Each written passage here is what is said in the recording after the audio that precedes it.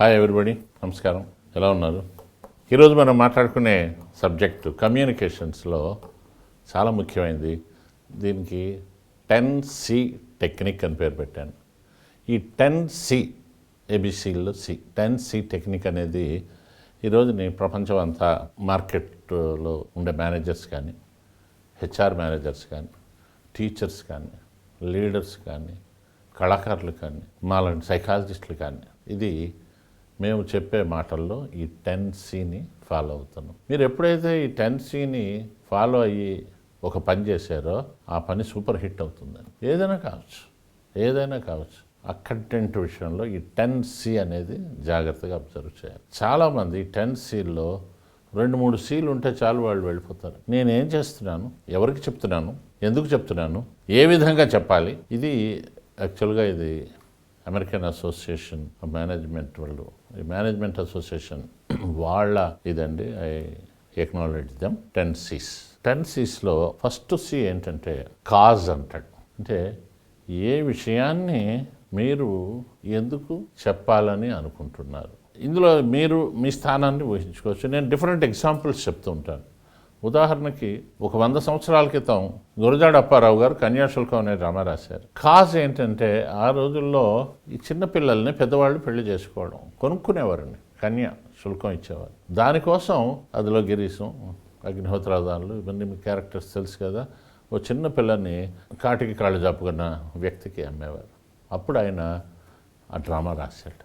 So నేను రాసే కథ కావచ్చు, డ్రామా కావచ్చు, తీసే సినిమా కావచ్చు, చేస్తున్న పని కావచ్చు, నాతో పాటు సమాజానికి కూడా there is a purpose behind it అనేది అనిపించాలి. అది ఫస్ట్ C, కాజ్. రెండవ C కంటెంట్ అండి. CONTE అంటే కంటెంట్ అంటే నేను చెప్పే దాంట్లో విషయం ఉండాలండి. జనరంజకంగా చెప్పాలి అంటే ఆయన చుట్టూ అనేక రకాల బుచ్చమ్మ, గిరీశం, ఈ క్యారెక్టర్స్ అన్నీ సృష్టించాడు ఆయన. ఒట్టి డైరెక్ట్గా తప్పు అలా చేయడం పాపం, దానివల్ల నరకానికి వెళ్తారు, ఇదేం లేదండి. ఒక కథ సృష్టించాడు. లుబ్ధాదానులు, వాళ్ళు వీళ్ళు, మధురవాణి, అది ఆ కంటెంట్ అట్ట పోగు చేశాడు, ఓ నాటకం లాగించాడు. థర్డ్ C ఏంటంటే కన్ఫర్మ్. మీరు చెప్పేది తెలుసుకోండి, నిజంగా జరుగుతున్నాయా, ఇలాంటి కన్యాశుల్కాలు చేసి చిన్నపిల్లలకి పెళ్ళిళ్ళు అవుతున్నాయా, అయ్యేవండి ఆ రోజుల్లో. ఈ got it confirmed. Gurajada Apparao గారు ఏం చేశారు, చూశారు, చాలా చూసిన తర్వాతే ఆయన దీని మీద మొదలుపెట్టారు. ఏ విషయమైనా సరే, బ్రిటిష్ సామ్రాజ్యంలో ఉన్నప్పుడు చాలామంది సఫర్ అవుతున్నారు, టార్చర్ అవుతున్నారు, బ్రిటిష్ వాళ్ళకి ఎగనిస్ట్గా తిరగాలి అన్నప్పుడు మహాత్మా గాంధీ మొత్తం అందరి దగ్గర నుంచి ఇన్ఫర్మేషన్ తీసుకున్నాడు. కన్ఫర్మ్ చేసుకున్న తర్వాతే దాన్ని, because he'd seen it. So ఏ పని చేసినా దానికి సంబంధించిన స్పష్టమైన ఆధారాలు మీ దగ్గర ఉంటేనే మీరు కన్ఫర్మ్ ముందుకెళ్ళాలి. Next context. చెప్పేది సందర్భోచితంగా ఉండాలి. నేను మ్యాజిక్లు చేసేవాడిని అని చెప్పాను కదా, ఈ FCAలో పనిచేసేవాడిని. అయితే నేను చేసే వృత్తికి దానికి ఏమీ సంబంధం లేదు అని అనిపించిన తర్వాత నేనేం చేశాను, హైదరాబాద్ జిల్లా కలెక్టర్ వారిని సంప్రదించి ఈ నూతనాక్షరాస్యులకి చదువు గురించి నేను చెప్తాను, వాళ్ళకి మామూలుగా బాగా చదువుకోండి అని అంటే వాళ్ళు సరేలే అంటారు, చదువుకోరు. అందుకని వయోజన విద్యా కార్యక్రమాల్లో పాల్గొంటానని చెప్పాను. ఎలా చేస్తారు సార్ వాళ్ళకని? నేను మ్యాజిక్ ద్వారా చేస్తాను. మ్యాజిక్ అంటే మ్యాజిక్ చేసినట్టు ఉండకూడదు, కాంటెక్స్ట్ ఉండాలి. సో వాళ్ళకి నేనేం చెప్పేవాడిని అంటే, చూడండి నా దగ్గర 4 ప్లెయిన్ కార్డ్స్ ఉన్నాయి, రైట్, ఒక తెల్ల కార్డ్స్ చూసారు కదా, ఈ 4 తెల్లగా ఉన్నాయి. ఇప్పుడు మీరు నేర్చుకోవడానికి మొదలు పెట్టండి. 4 తెల్ల కార్డ్స్, ఒక్క అక్షరం నేర్చుకోండి, ఆలు అన్నీ కాదు, మొదట ఆ నేర్చుకోండి అని చెప్పి ఒక కార్డు తీసేసి వాళ్ళకి చూపించండి. ఒక్క అక్షరం ఎలా వస్తుంది మాకు అని సాధన చెయ్యాలి.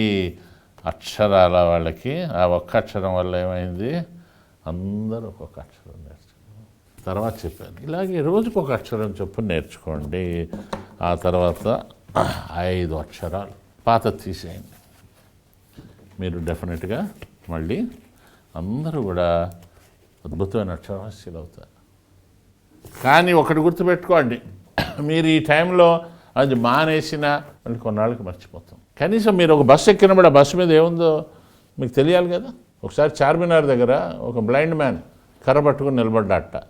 అతను సనత్ నగర్ వెళ్ళాలి. బస్సు వచ్చి ఆగింది. పక్కన ఉన్న ఆయన అడిగట్ట, బాబు ఈ బస్సు ఏడబోతుంది? మాట్లాడలేదు. అన్న బస్సు ఎక్కడ పోతుంది? నంబర్ చూసి చెప్పారు. మాట్లాడలేదు. అన్నా ప్లీజ్ నేను బ్లైండ్ అని. అప్పుడు అతను నాకు చదవటం రాదు అన్నట్టు. అప్పుడు ఆ అంధుడు ఆ చేతికారని ఒక్కసారి కొట్టి, నీకు నాకు తేడా ఏంటి? నువ్వు కళ్ళుండి చదువు నేర్చుకోలేదు, నేర్పడానికి సిద్ధంగా ఉన్నారు. కాబట్టి ఈ మాట చెప్పగానే వాళ్ళందరూ ఆ సాయంత్రం బడికి అటెండ్ అయ్యేవారు. నెక్స్ట్ నేను ఆ టైంలో ఒక పత్రిక అండి, అక్షరజ్యోతి అనే పత్రిక. నాకు లోపల కొంచెం జర్నలిజం ఇది కూడా ఉంది. నేను పీజీ చేశాను భారతీయ విద్యాభవన్లో. అక్షరజ్యోతి అనే తెలుగు పత్రిక, ఒక ఉర్దూ మాస్టర్ని పక్కన పెట్టుకుని ఉర్దూ పత్రిక, రెండిటికి ఎడిటర్గా 2 సంవత్సరాలు చేశాను. 2 సంవత్సరాలు తెలుగు అక్షరజ్యోతి, ఉర్దూ అక్షరజ్యోతి. కొంచెం కొంచెం వచ్చు. 5th ఈజ్ క్లారిటీ అండి. మీరు చెప్పే దాంట్లో స్పష్టత ఉండాలి. ఇలా అనుకుంటున్నారని వినికిడి, అలాగా ఇది ఇలా ఇవన్నీ పిచ్చి పిచ్చి మాట్లాడను అనకూడదు. నేను ఒకసారి సందర్భంలో ఓ జిల్లాలో జర్నలిస్టులకి ప్రోగ్రాం చేస్తూ ఒక అబ్బాయిని చేతబడి చేస్తున్నారని కాల్చి పడేశారు.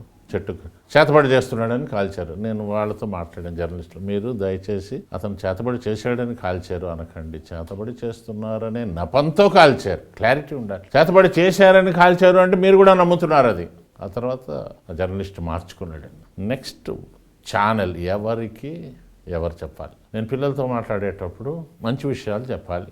వాళ్ళకి కట్టుకథలు చెప్పకూడదు. రైట్? ఎలా చదువుకోవాలి, మీరు ఎలా కలెక్టర్ అవ్వాలి, ఇంజనీర్ అవ్వాలి, డాక్టర్ అవ్వాలి, ఆ సబ్జెక్ట్ వాళ్ళకి. పెద్దవాళ్ళతో మాట్లాడేటప్పుడు యోజన విద్య నేను దాంట్లో చెప్పినప్పుడు ఫ్యామిలీ ప్లానింగ్, వరకట్నం, ఇట్లాంటి ఇవే విషయాలు చిన్నపిల్లల దగ్గర చెప్పకూడదు. చిన్నపిల్లలకి కుటుంబ నియంత్రణ గురించి చెప్పాను అనుకోండి, 1వ తరగతి చదివేవాడికి, వాడికి ఏం అర్థం అవుతుంది.